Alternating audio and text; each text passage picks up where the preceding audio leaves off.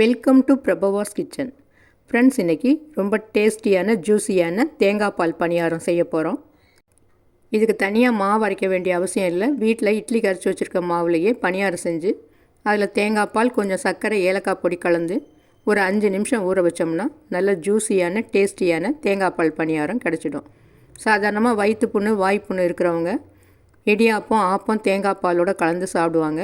நாம் அதெல்லாம் செய்ய முடியாதப்ப இந்த மாதிரி இட்லி மாவில் பணியாரம் செஞ்சு தேங்காய் பாலில் ஊற வச்சு சாப்பிட்றதும் ரொம்ப நல்லது. இது செய்கிறதுக்கு இப்போ ஒரு மூடி தேங்காயை கட் பண்ணி வச்சுருக்கேன் சின்ன சின்ன பீஸாக. இதை மிக்சியில் போட்டு அரைச்சிட்டு இதில் 1 கப் அளவு தண்ணி சேர்த்து நல்லா அரைச்சிக்கலாம் தேங்காய் பால் புளியறதுக்கு. இப்போ அரைச்சதை வடிகட்டி பால் எடுத்துக்கலாம். இப்போ பால் எடுத்ததுக்கப்புறம் மீதம் இருக்கிறத திரும்பவும் மிக்சி கப்பில் போட்டு இன்னும் 1 கப்பு ஊற்றி நல்லா அரைச்சி எடுத்துக்கலாம்.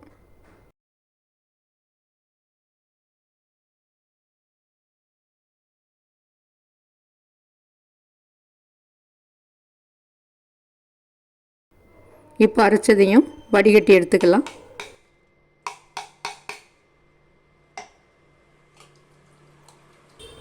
ரெண்டு தடவை மட்டும் இந்த மாதிரி அரைச்சி பால் எடுத்தால் போதும், திக்காக இருக்கும்.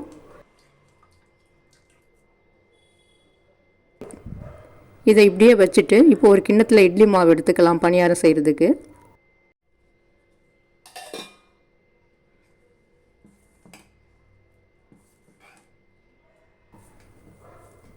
இது திக்காக இருந்ததுன்னா கொஞ்சமாக தண்ணி ஊற்றி கரைச்சிட்டு பணியார சட்டியை ஸ்டவ்வில் வச்சு இதில் கொஞ்சமாக எண்ணெய் விட்டுக்கலாம்.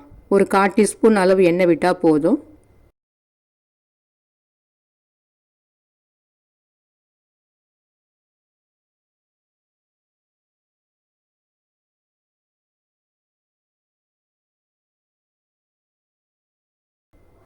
இப்போ ஒவ்வொரு குழியிலையும் மாவு அந்த மாதிரி ஊற்றிட்டு ஒரு பிளேட்டை போட்டு மூடி மீடியம் ஃப்ளேம்லேயே ஒரு 2 நிமிஷத்துக்கு வேறு மாதிரி வச்சிடலாம்.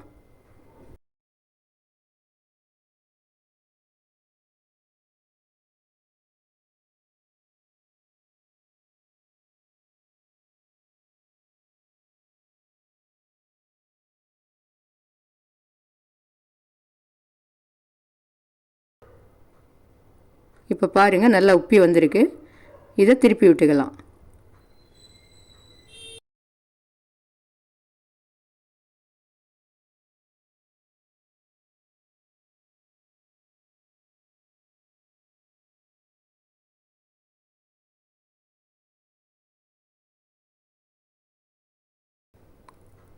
இப்போ 2 பக்கமும் வெந்துடுச்சு, எடுத்துடலாம்.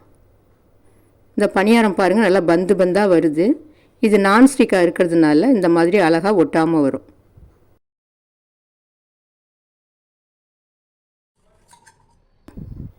இப்போ இதே மாதிரி எல்லா குழியிலையும் கொஞ்சம் எண்ணெய் விட்டு மாவை ஊற்றிக்கலாம்.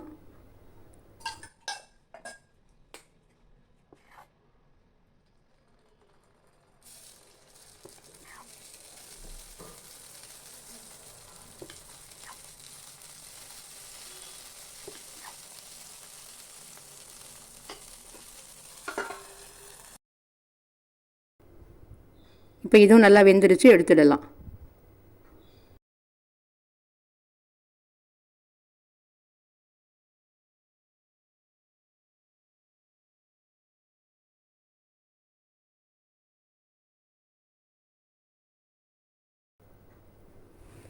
இப்போ ஒரு பாத்திரத்தில் இந்த பணியாரத்தை இந்த மாதிரி அடுக்கி வச்சுட்டு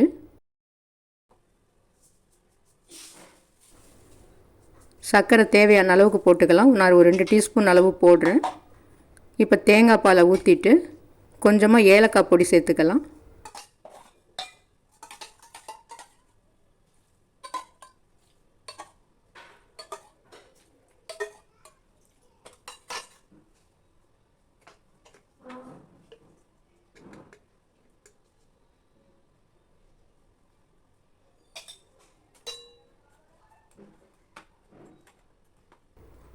இப்போ மீதம் இருக்கிற பாலையும் ஊற்றி இது ஒரு 5 நிமிஷம் ஊறுற மாதிரி வச்சிடலாம்.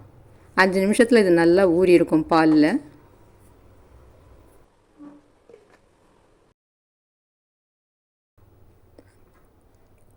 அடுத்து தேங்காய் பால் சாப்பிடாம சட்னி சேர்த்து சாப்பிட விரும்புகிறவங்க நம்ம வழக்கமாக இட்லி தோசைக்கு அரைச்சிருக்க சட்னியவே இந்த பணியாரத்துக்கு வச்சு சாப்பிடலாம். ரொம்ப டேஸ்டியாக இருக்கும். வழக்கமாக இட்லி தோசையை சாப்பிட்டு அழுத்து போகிறப்ப இந்த மாதிரி செஞ்சு சட்னியோட சேர்த்து சாப்பிட்றப்ப ரொம்ப நல்லாயிருக்கும்.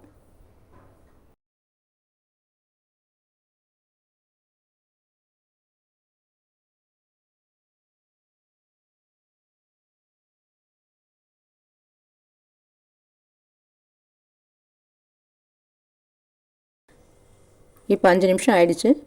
இந்த பணியாரம் தேங்காய் பாலில் நல்ல ஊறி சாஃப்டாக இருக்குது.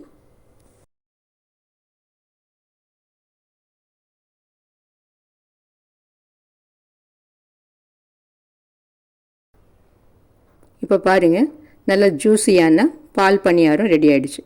இந்த டிஷ்ஷை பிடிச்சிருந்ததுன்னா லைக் பண்ணுங்கள், ஷேர் பண்ணுங்கள், மறக்காமல் சப்ஸ்கிரைப் பண்ணுங்கள். நன்றி.